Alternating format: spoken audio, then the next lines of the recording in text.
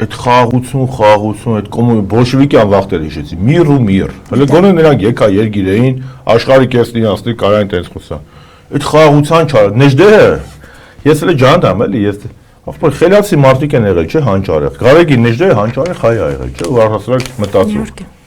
ասма խաղաղության չարաշահումը պարտված ժողովուրդների համար ավելի վտանգավոր է, քան պատերազմը,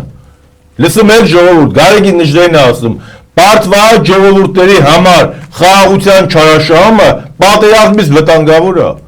որովհետև այդ խաղաղության չարաշահումով դու կորցնում ես քո ազգային ինքնագիտակցությունը, քո ազգային արժանապատվությունը ու դառնում ես թուրքի տրյապկա, կապ չունի թուրքի, ամերիկացու, ֆրանսիացու, ռուսի, կապ չունի, քո անկախությունն ես կորցնում, քո արժանապատվությունը Ես չեմ ասում բան անենք, ձեռներս քշտենք գնանք սաղի հետ կռիվ անենք, չէ։ Որպես կարմիր գծեր պետք է լինի։ Ասիկը վաղը Ալիևը ինչ պայման դնի, ասի այս պայմանն է խաղաղության համար, պետք է անենք։